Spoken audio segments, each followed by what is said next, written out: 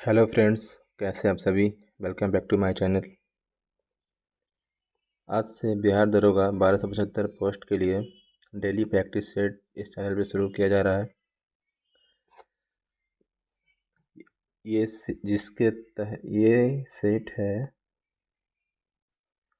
Set है गुरु Rahman sir का, जिसमें जिसमें आज के पहले बिहार दरोगा परीक्षा जो लिया गया था उसका हर एक साल का क्वेश्चन दिया गया है।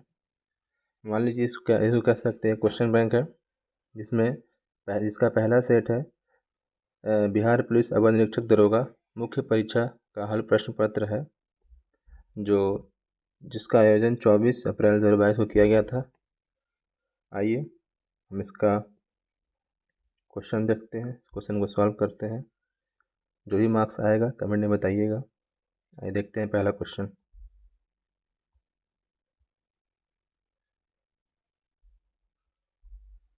पहला क्वेश्चन है, निम्नलिखित में से कौन सी धातु केवल पराबैंगनी तरंगों की प्रतिक्रिया पर अपने पृष्ठ से इलेक्ट्रॉन उत्सर्जित करती है।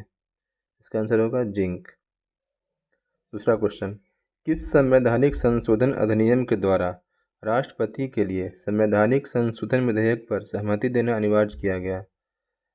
24वां संविधान संशोधन। ऑप्शन नंबर ए सही होगा। क्वेश्चन नंबर 3, सोन नदी का उद्गम स्थान कहाँ है? तो सोन नदी का उद्गम स्थान अमरकंटक में है, जो मध्य प्रदेश में पड़ता है। अमरकंटक वहाँ है। आइए अगला क्वेश्चन आइए देखते हैं। चौथा क्वेश्चन कह रहा है कि कृष्णदेव राय ने अपनी माता के नाम पर विजयनगर के समीप किस उपनगर की स्थापना की थी? तो वह नगर का नाम था नगलपुरम। ऑप्शन नंबर डी सही है। कृष्णदेव राय ने अपनी माता के नाम पर एक विजयनगर समीप एक उपनगर की स्थापना की, जिसका नाम था नगलपुरम। कृष्णदेव राय किस वंश के थे? तो कृष्णदेव राय तुलु वंश के थे। तुलु वंश के थे कृष्णदेव राय। आइए अगले क्वेश्चन पे। अगला क्वेश्चन है रीजनिंग का। तो रीजनिंग का मैं आपको आंसर रीजनिंग को मैं छोड़ दे रहा हूँ। आइए हम लोग सिर्फ किसी भी पीडीएफ में, किसी भी सेट में हम लोग सिर्फ जीके और जीएस और करंट अफेयर का क्वेश्चन सॉल्व करेंगे। मैथ और रीजनिंग आप लोग पीडीएफ डाउनलोड करके खुद से सॉल्व कर लीजिएगा। अगला क्वेश्चन देख रहे हैं। अगला क्वेश्चन है 8वां, प्राचीन भारत में जंगलवासी किस नाम से जाने जाते थे? प्राचीन भारत में जंगलवासी जाने जाते थे निषाद के नाम से। Option number 3। अगला क्वेश्चन, हस्तिनापुर का उत्खनन डैश के मध्य हुआ? हस्तिनापुर का उत्खनन 1950 से 1952 के मध्य हुआ था। अगला क्वेश्चन नंबर 10, प्रत्येक राज्य से राज्यसभा के लिए चुने जाने वाले सदस्यों की संख्या किस अनुसूची द्वारा निर्धारित की गई है? तो ये निर्धारित की गई है अनुसूची चौथी द्वारा निर्धारित की गई है। संविधान के अनुच्छेद 80 के तहत राज्यसभा की अधिकतम सदस्य संख्या 250 निर्धारित की गई है। 250 राज्यसभा की अधिकतम सीटों की संख्या 250 है। इसमें 12 सदस्य राष्ट्रपति द्वारा मनोनीत किया जाता है और 238 सदस्य सभी राज्यों एवं 2 केंद्र शासित प्रदेशों के प्रतिनिधि होते हैं। आइए अगला क्वेश्चन कर रहा है। अगला क्वेश्चन मैथ है। फिर 12वां क्वेश्चन, वह क्रिया जिसमें एक आर्किड अधिपादप की तरह एक वृक्ष पर आता है कहलाती है? 12 नंबर क्वेश्चन का आंसर हो जाएगा बी, सभोजिता। सभोजिता कहलाती है। 13 नंबर क्वेश्चन कह रहा है कि बांग्लादेश एक स्वतंत्र राष्ट्र कब बना? तो बांग्लादेश स्वतंत्र राष्ट्र बना 1971 में। आप लोग को 1971 का भारत बांग्लादेश युद्ध याद ही होगा, इसमें 16 दिसंबर 1971 को युद्ध की जीत के बाद ही विजय दिवस के रूप में मनाया गया। अगला क्वेश्चन देखते हैं। 14 नंबर क्वेश्चन कह रहा है कि रेगुर मिट्टियाँ इस नाम से भी जानी जाती है। रेगुर मिट्टी का दूसरा नाम क्या है? रेगुर मिट्टी का दूसरा नाम है काली मिट्टी। रेगुर मिट्टी को काली मिट्टी के नाम से भी जाना जाता है। इसे रेगुर मिट्टी को लावा मिट्टी भी कहा जाता है, क्योंकि यह मिट्टी हमारे भारत के दक्षिणी क्षेत्र में, जिसे दक्कन पठार कहा जाता है, जो दक्कन ट्रेप के अलावा चट्टानों के अपक्षय से निर्मित हुई है। अगला क्वेश्चन आइए, 15 नंबर क्वेश्चन, निम्नलिखित में से कौन सा एंजाइम मानव शरीर में स्टार्च के पाचन से संबंधित है? इसका राइट आंसर हो जाएगा एमाइलेज। लार में पाया जाने वाला एंजाइम एमाइलेज स्टार्च को आंशिक रूप से पचाने का कार्य करता है, समझ गए। उसी प्रकार पेप्सिन क्या पचाता है?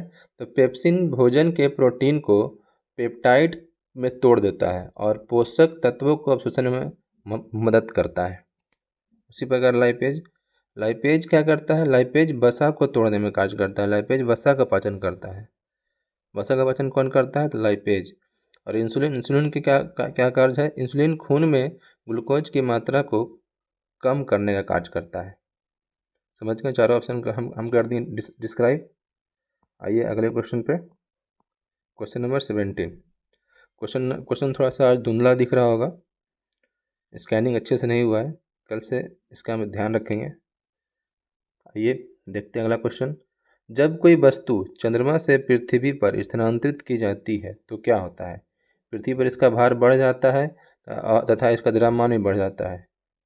ऑप्शन नंबर बी, पृथ्वी पर इसका भार कम हो जाता है तथा इसका द्रव्यमान कम हो जाता है। ऑप्शन नंबर सी, पृथ्वी पर इसका भार तथा द्रव्यमान स्थिर रहता है। ऑप्शन नंबर डी, पृथ्वी पर इसका भार कम हो जाता है तथा द्रव्यमान स्थिर हो जाता है। आप लोग बताइए इसका राइट आंसर कौन सा होगा? इसका राइट आंसर होगा ऑप्शन नंबर डी, पृथ्वी पर इसका भार कम हो जाता है तथा द्रव्यमान स्थिर रहता है। जब कोई वस्तु चंद्रमा से पृथ्वी पर आती है तो उस वस्तु का भार पृथ्वी पर 6 गुना बढ़ जाता है। 6 गुना बढ़ जाता है, इस बात को आप ध्यान रखिएगा। इस बात को ध्यान रखिएगा कि द्रव्यमान दुनिया में, पृथ्वी पर, ब्रह्मांड में, अंतरिक्ष में कहीं भी चल जाए, द्रव्यमान हमेशा स्थिर रहता है। ऊपर नीचे बस भार होता है, भार कभी घटेगा कभी बढ़ेगा, इस बात ध्यान रखिएगा। आइए क्वेश्चन नंबर 18 क्या कर रहा है? हमारे देश में निम्नलिखित में से कौन सी धान की अर्धवामन एवं उच्च उत्पादन वाली किस्म है? इसका राइट आंसर हो जाएगा जया बच्चन। 19 नंबर क्वेश्चन पूछ रहा है, महात्मा गांधी की जीवनी के लेखक कौन है? तो महात्मा गांधी की जीवनी के लेखक, इजी क्वेश्चन है, इसका आंसर हो जाएगा डीजी तेंदुलकर। महात्मा गांधी की जीवनी के लेखक डीजी तेंदुलकर है। डीजी तेंदुलकर का फुल फॉर्म क्या है? दीनानाथ गोपाल तेंदुलकर। दीनानाथ गोपाल तेंदुलकर। आप लोग नोट कर लीजिएगा, डीजी तेंदुलकर का फुल फॉर्म क्या है? दीनानाथ गोपाल तेंदुलकर। आइए अगला क्वेश्चन देखते हैं कि निम्नलिखित में से कौन से प्रधानमंत्री ने किसी राज्य के मुख्यमंत्री के रूप में कभी कार्य नहीं किया है? इसका आंसर हो जाएगा श्री चंद्रशेखर।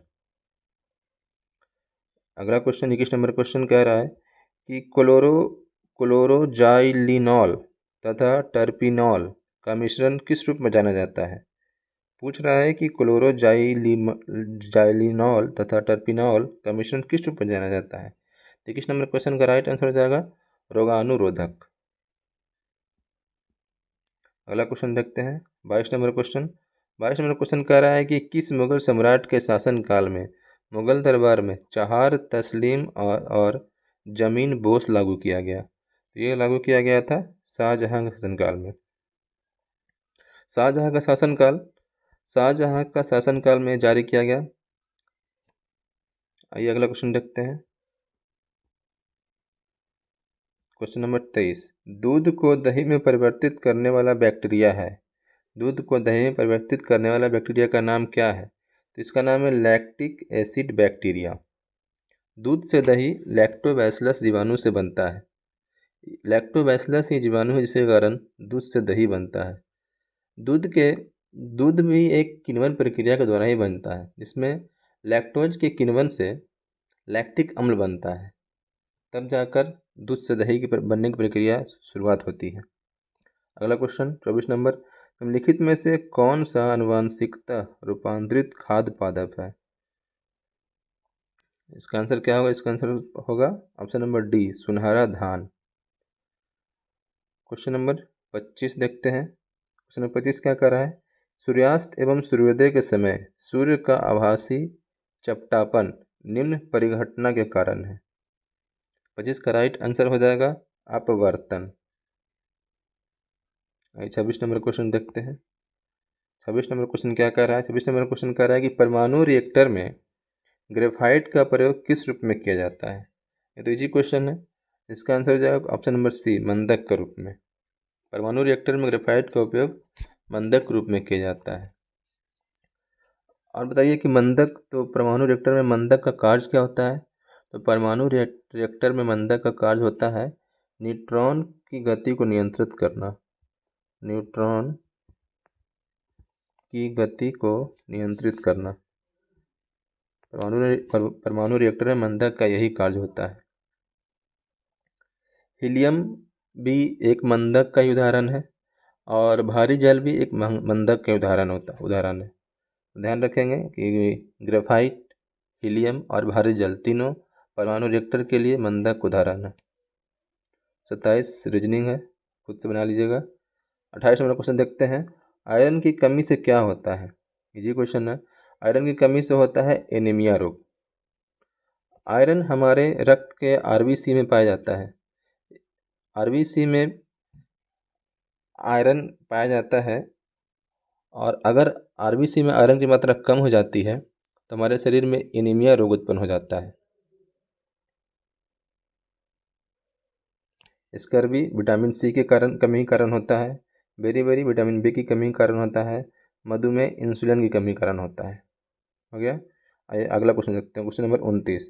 भारत के निम्नलिखित राज्यों में से किसमें डेबसा पास या डेबसा दर्रा स्थित है? पूछ रहा है डेबसा दर्रा भारत के किस राज्य में स्थित है? तो स्थित है हिमाचल प्रदेश में। अगला क्वेश्चन 30 नंबर। भाखड़ा नांगल बांध किस नदी पर स्थित है? इससे जो कोई क्वेश्चन होगा। भाखड़ा नांगल बांध सतलज नदी पर स्थित है। ये बिहार दरोगा का मेंस का क्वेश्चन है। आप समझ सकते हैं कि क्या होता है। मुर्रा नस्ल किसकी है? सभी जानते हैं कि मुर्रा नस्ल किस लिए है। मुर्रा नस्ल भैंस की होती है। मुर्रा नस्ल की गर्भावधि 310 दिन होता है। मुर्रा नस्ल की भैंस 310 दिन इसका गर्भावधि होता है। आइए अगला क्वेश्चन 31वां। जहां आरा द्वारा लिखित शेख मुहिउद्दीन चिश्ती की जीवनी है, इसका नाम क्या है? इसका नाम है मुनीस अल अरवा। ऑप्शन नंबर ए सही हो जाएगा। अगला क्वेश्चन। कैप्रोलैक्टम का उपयोग किसके निर्माण के लिए किया जाता है? तो नायलॉन 6 के निर्माण के लिए किया जाता है। अगला क्वेश्चन। नामदफा राष्ट्रीय उद्यान कहाँ स्थित है? नामदफा राष्ट्रीय उद्यान मणिपुर में नामदफा राष्ट्रीय उद्यान अरुणाचल प्रदेश में स्थित है। कहाँ स्थित है? अरुणाचल प्रदेश में। आज अगला क्वेश्चन देखते हैं। क्वेश्चन नंबर 35 मिलान करने वाला है। संविधान संशोधन और प्रावधान दिया गया है। तो 101वां संविधान संशोधन किससे संबंधित है? तो 101वां संविधान संशोधन संबंधित है वस्तु एवं सेवा कर लागू करने से, मतलब जीएसटी से। और 102 नंबर संविधान संशोधन किससे संबंधित है? तो 102 नंबर संविधान संशोधन संबंधित है राष्ट्रीय पिछड़ा वर्ग आयोग को संवैधानिक दर्जा दिलाने के लिए। और 103 नंबर संबंधित है आर्थिक रूप से कमजोर वर्ग के लिए अधिकतम 10% आरक्षण की व्यवस्था, मतलब EWS। और 104वां संविधान संशोधन संबंधित है भारत में आंग्ल भारतीय समुदाय के लिए आरक्षित सीटों के प्रावधान को समाप्त करना। तो इसका ऑप्शन क्या हो जाएगा? कौन सा सही हो रहा है? ए का 3, बी का 4, सी का 2, डी का 1। ऑप्शन नंबर 20 का सही हो जाएगा। आइए 36 नंबर क्वेश्चन देखते हैं। 36 नंबर क्वेश्चन कह रहा है प्रथम विश्व युद्ध के दौरान कौन सा देश 1915 ईस्वी में ब्रिटेन के खिलाफ केंद्रीय बलों में शामिल हुआ था? इसका राइट आंसर हो जाएगा बुल्गारिया। ऑप्शन नंबर बी सही है। अगला क्वेश्चन।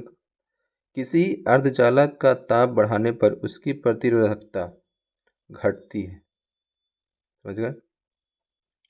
ये साइंस का इम्पोर्टेंट क्वेश्चन है, VVI क्वेश्चन है, हमेशा एग्जाम में पूछते रहता है। अगला क्वेश्चन देखते हैं 39 नंबर। पूगा घाटी कहाँ स्थित है? तो पूगा घाटी लद्दाख में स्थित है। पूगा घाटी लद्दाख में स्थित है। अगला क्वेश्चन, निम्नलिखित में से कौन सी विश्व की सबसे हानिकारक जलीय खरपतवार है? इसका नाम है आइसोर्निया। आइसोर्निया इसका नाम है।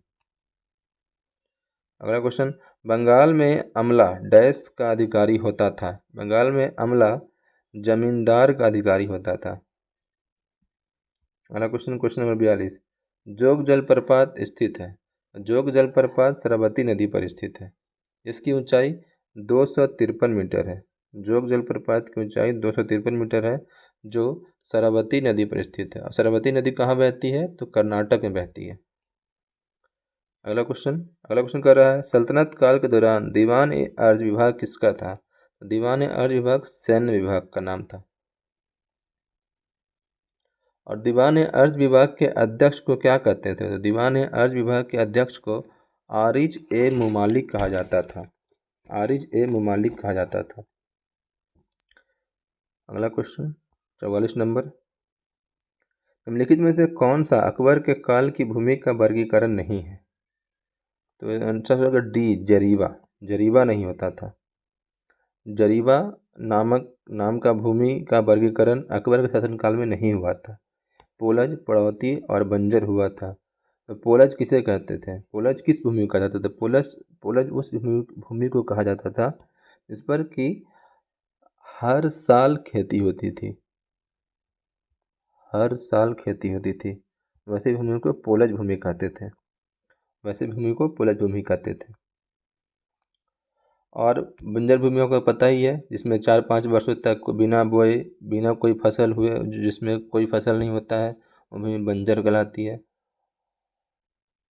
और पड़ौती पड़ौती वैसा भूमि होता था जिसमें भूमि पर कुछ बोया नहीं जाता था, लेकिन अगर किसी भी भूमि पर 1 साल 6 महीना 1 साल के लिए कोई अनाज नहीं बोइएगा तो उसमें उस मिट्टी में उर्वरता फिर से आ जाएगी, और उसके बाद फिर इसमें खेती किया जाता था और फिर 1 साल के लिए छोड़ दिया जाता था। इस प्रकार की भूमि को पड़ौती भूमि कहते थे। अगला क्वेश्चन देखते हैं, जैन धर्म का 23वां तीर्थंकर कौन था? तो जैन धर्म का 23वां तीर्थंकर पार्श्वनाथ थे। और जैन धर्म के 23वां तीर्थंकर पार्श्वनाथ थे। तो 24वां तीर्थंकर महावीर स्वामी थे। ऋषभ देव जैन तीर्थंकर के पहले तीर्थंकर थे।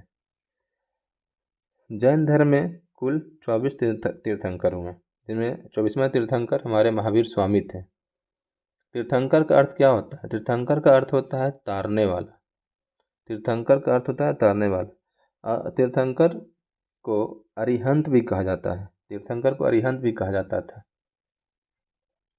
आइए अगला क्वेश्चन देखते हैं, निम्नलिखित शब्दों को एक तार्किक क्रम में व्यवस्थित करें। ये रीजनिंग का क्वेश्चन है। 47 नंबर क्वेश्चन देखते हैं, अंकलेश्वर स्थित है। अंकलेश्वर एक मंदिर है जो कहाँ स्थित है? तो ये गुजरात में स्थित है। अगला क्वेश्चन, अवध राज्य का अंतिम शासक कौन था? तो अवध राज्य का अंतिम शासक वाजिद अली शाह था। ऑप्शन नंबर ए सही हो जाएगा। अगला क्वेश्चन, ये 50 नंबर क्वेश्चन, भिलाई, दुर्गापुर एवं राउल किला में इस्पात संयंत्रों का निर्माण किस पंचवर्षीय योजना में हुआ था? तो इन तीनों इस्पात संयंत्रों का निर्माण द्वितीय पंचवर्षीय योजना में हुआ था। द्वितीय पंचवर्षीय कब से कब तक शुरू हुई थी? 1956 से 1961 तक द्वितीय पंचवर्षीय योजना एक कार्यकाल था। द्वितीय पंचवर्षीय योजना के समय भारत के प्रधानमंत्री कौन थे? तो उसमें भारत के प्रधानमंत्री थे पंडित जवाहरलाल नेहरू। इसमें भिलाई इस्पात संयंत्र किसके सहयोग से बना था? तो ये बना था सोवियत संघ के सहयोग से। सोवियत संघ के सहयोग से भिलाई इस्पात संयंत्र बना था, सोवियत संघ के सहयोग से।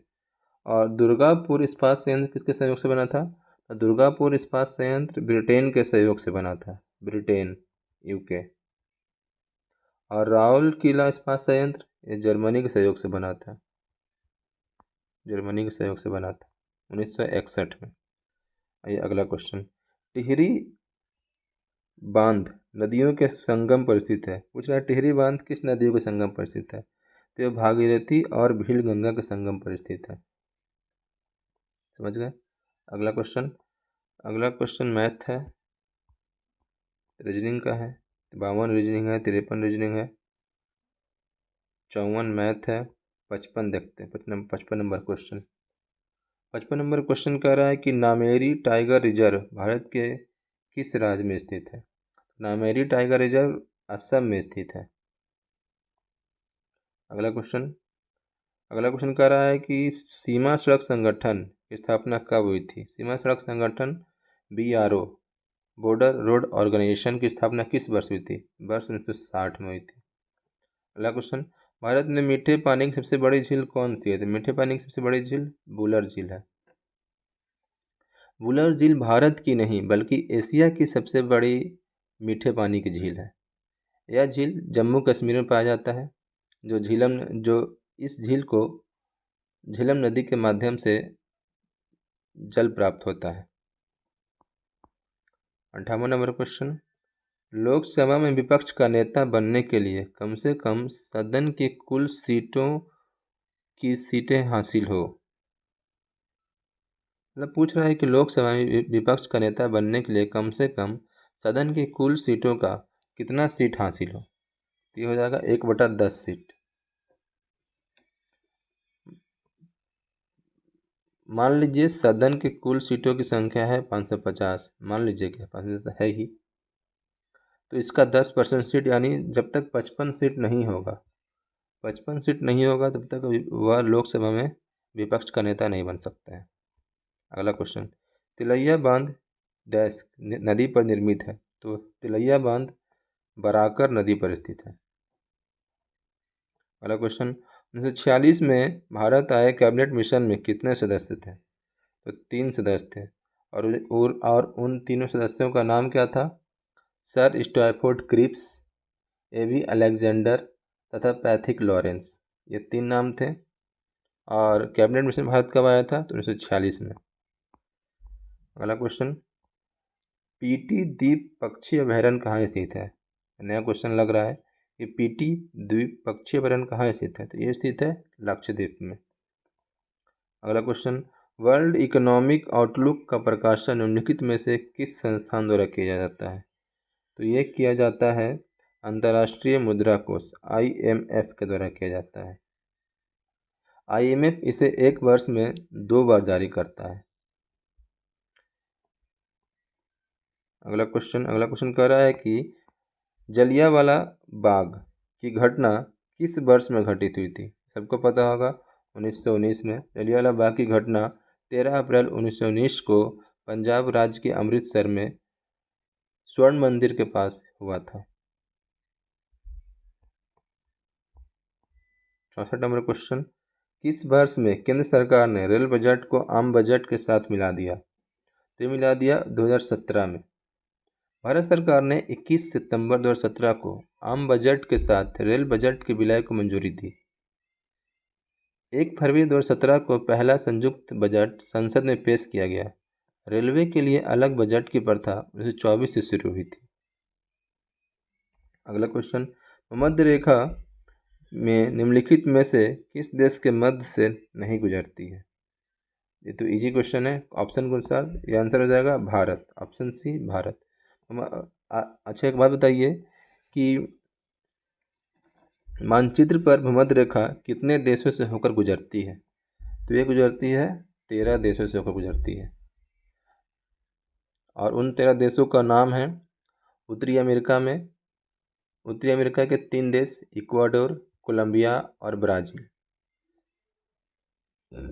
फिर अगला देश है साओ टोम और प्रिंसिपी। फिर अफ्रीका में है गैबोन, कांगो गणराज्य, कांगो लोकतांत्रिक गणराज्य, युगांडा, केन्या, सोमालिया। फिर एशिया में है मालदीव, इंडोनेशिया और किरीबाती। ये 13 देश है जिससे भूमध्य रेखा होकर गुजरती है। अगला क्वेश्चन कह रहा है निम्नलिखित में से किस पादप के परागकण एलर्जी की कारक है? तो ये हो जाएगा पार्थेनियम। पार्थेनियम एक प्रकार का खरपतवार दल का पौधा है जिसे गाजर घास के नाम से भी जाना जाता है। पार्थेनियम को गाजर घास के भी नाम से जाना जाता है। अगला क्वेश्चन, निम्नलिखित में से कौन सा जाइलम का भाग नहीं है? पूछ रहा है जाइलम का भाग नहीं है, तो चालनी नलिका। जाइलम का कार्य क्या है? जाइलम का कार्य है पौधे में जल को पौधे के विभिन्न भागों तक पहुंचाना। समझ गए? तो जाइलम के 4 भाग होते हैं। इसमें 3 भाग का दिया हुआ है, वाहिनिका, वाहिका, तंतु, और एक होता है जाइलम मृदुतक। ये 4 भाग होता है जाइलम का। अगला क्वेश्चन कह रहा है 68 नंबर क्वेश्चन, कौन सा क्षेत्र भारत का जैव विविधता हॉटस्पॉट का प्रतिनिधित्व करता है? ये करता है पश्चिमी घाट। ये भी जी क्वेश्चन है। भारत में जैव विविधता स्पॉट के 4 भाग हैं, 4 स्पॉट हैं भारत में। पहला है पूर्वी हिमालय, दूसरा है पश्चिमी घाट, तीसरा है इंडो बर्मा क्षेत्र, और चौथा है सुंदरलैंड। हो गया। अगला क्वेश्चन, महात्मा गांधी ने असहयोग आंदोलन को कब वापस लिया था? महात्मा गांधी असहयोग आंदोलन को फरवरी 1922 में वापस लिए थे। समझ गए? जब महात्मा गांधी को चौरी चौरा कांड के बारे में पता चला था, उसके अगले ही दिन महात्मा गांधी ने इस आंदोलन को वापस ले लिया था। अगला क्वेश्चन 70 नंबर, स्वैथिलिंग कप किस खेल से संबंधित है? ये संबंधित है टेबल टेनिस से। स्वैथिलिंग कप संबंधित है टेबल टेनिस से। अगला क्वेश्चन 71 नंबर क्वेश्चन, क्वार्ट्ज का रासायनिक नाम क्या है? इसका नाम है सोडियम सिलिकेट। इसका फुल फॉर्म होता है SiO2, सिलिकॉन डाइऑक्साइड। अगला क्वेश्चन, निम्नलिखित में से किस लेंस का उपयोग करके मानव आंख की मायोपिया समस्या को ठीक किया सकता है? सीधे से पूछ रहा है कि मायोपिया, आंख की जो बीमारी होती है मायोपिया, उसको कौन से लेंस के द्वारा ठीक किया जाता है? इसका राइट आंसर होगा अप्तर लेंस। अगला क्वेश्चन, अनुचुंबकत्व पदार्थ कौन से होते हैं? इसका राइट आंसर होगा ऑप्शन नंबर डी, चुंबक की ओर छीन बल द्वारा आकर्षित होते हैं। अगला क्वेश्चन, निम्नलिखित में से कौन सी वस्तु हड़प्पा शवस्थल से प्राप्त नहीं हुई है? राइट ऑप्शन होगा सूती वस्त्र, ऑप्शन नंबर सी। अगला क्वेश्चन, निम्नलिखित श्रेणियों में से कौन सी पश्चिमी घाट का भाग नहीं है? इसका आंसर हो जाएगा कॉमेट, ऑप्शन नंबर डी। अगला क्वेश्चन,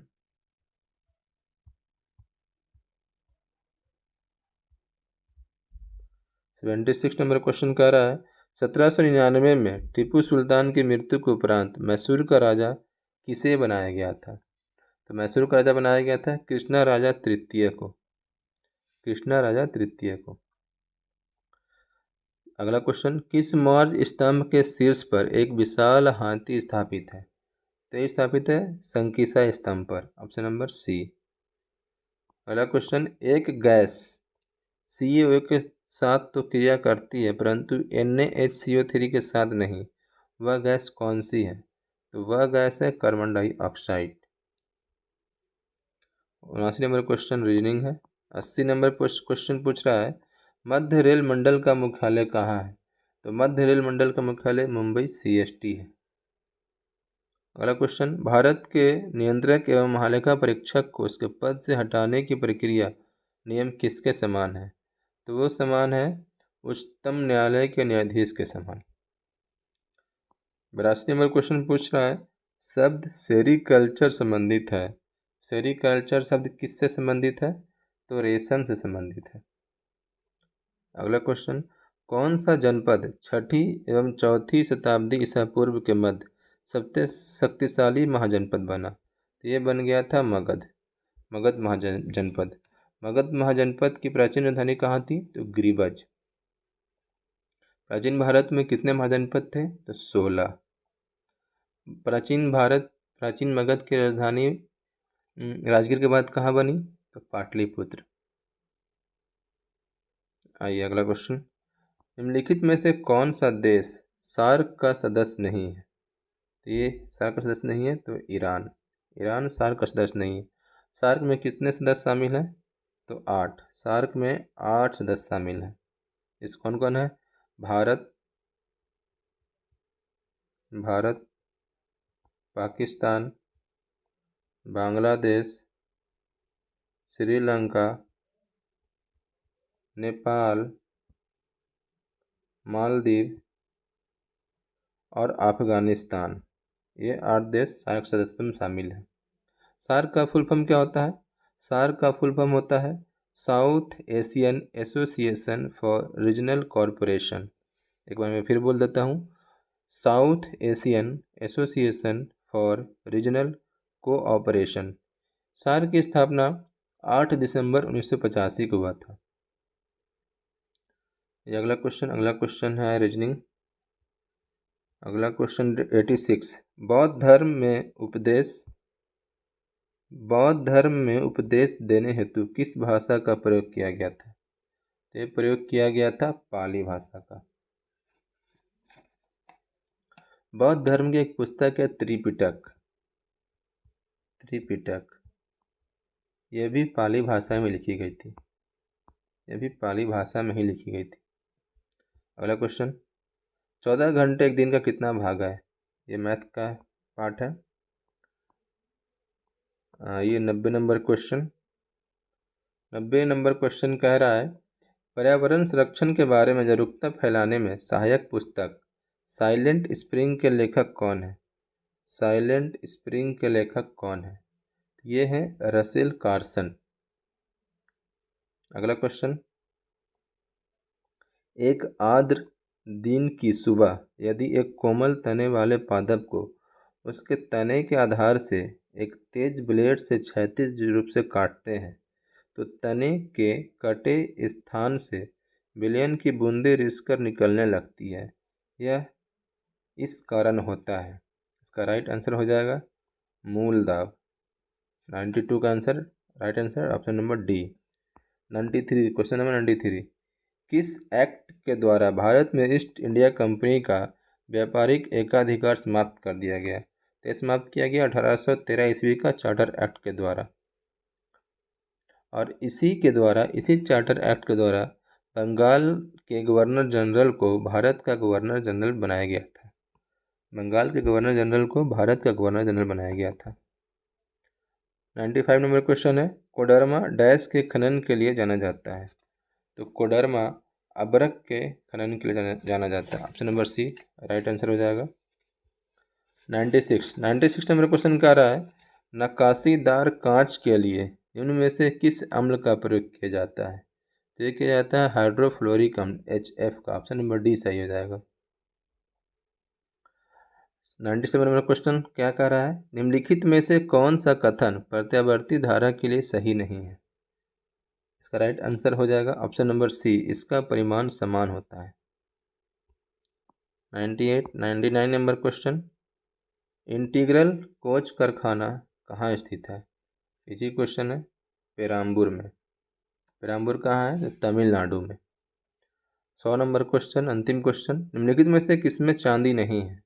तो जर्मन सिल्वर में चांदी नहीं होता है। जर्मन सिल्वर तांबा, निकेल और जस्ता से मिलकर बना होता है। हॉर्न सिल्वर को सिल्वर क्लोराइड भी कहते हैं, यह चांदी का अयस्क होता है। मनिक सिल्वर एक पायरागाइराइट के नाम से भी जाना जाता है, यह भी चांदी का अयस्क होता है। और लूनर कॉस्टिक को AgNO3 सिल्वर नाइट्रेट कहा जाता है, इसका नाम है सिल्वर नाइट्रेट, ये भी चांदी का अयस्क होता है।